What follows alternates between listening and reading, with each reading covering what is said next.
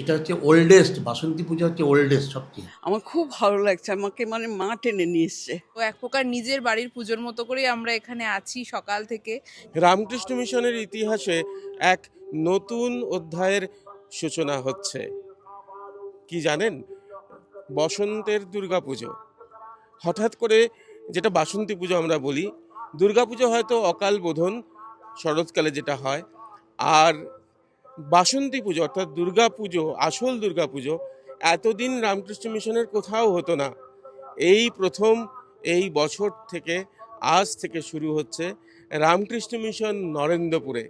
এবং নরেন্দ্রপুর সেজে উঠেছে পুরোপুরি দুর্গাপুজোর সাজে।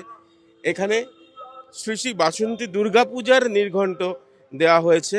দেখুন, ষষ্ঠী, সপ্তমী, অষ্টমী, নবমী এবং বিজয়া দশমী, অর্থাৎ পুরোপুরি দুর্গাপুজোর আবহ বলতে যেটা বোঝায় সেটা তৈরি হয়েছে নরেন্দ্রপুর রামকৃষ্ণ মিশনে।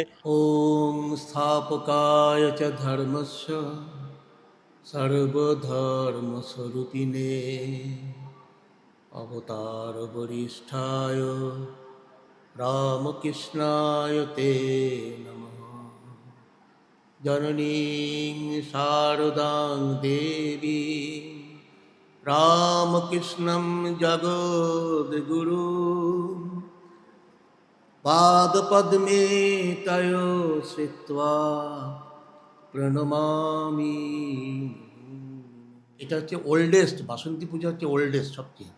দুর্গা পুজোর যেটা অকাল বোধন যেটা হয় সেটা শরৎ মাস, আর এতে এবারে হলো। আর এই অঞ্চলে এটা হয়নি, দিস দ্য ফার্স্ট টাইম। সুতরাং খুবই ঐতিহ্যপূর্ণ বলা যায়।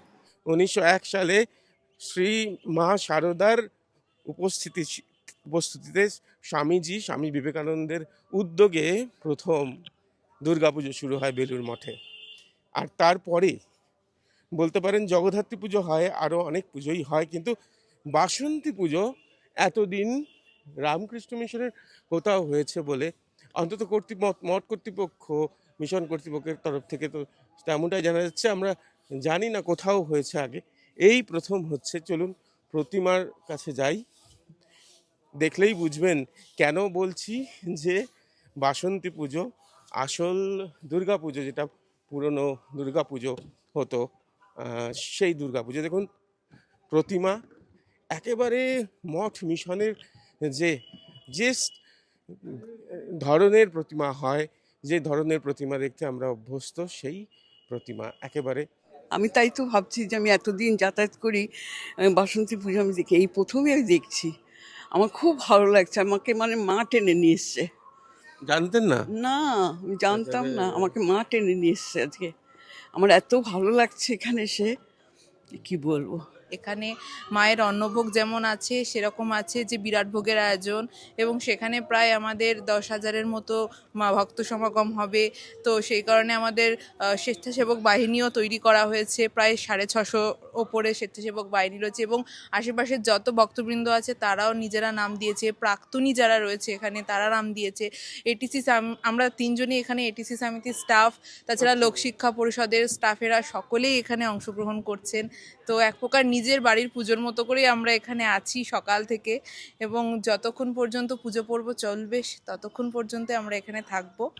অনেকেই যারা খবর পেয়েছেন, ভক্তরা তারা এসেছেন এবং আপনারা যারা দেখছেন তাদেরকে জানিয়ে দিচ্ছি যে আবারও একবার রামকৃষ্ণ মিশনের ইতিহাসে নতুন অধ্যায়ের সূচনা। বাসন্তী পুজো হচ্ছে নরেন্দ্রপুর ক্যাম্পাসে, এবং বলা যেতে পারে দুর্গাপুজোই হচ্ছে বসন্তের দুর্গাপুজো। মৈনাকের সঙ্গে প্রীতম দে, এই সময় লাইভ। বিবেকানন্দ সুরয়ে সচ্চিৎ সুখ স্বরূপায় স্বামিনে তাপহারি।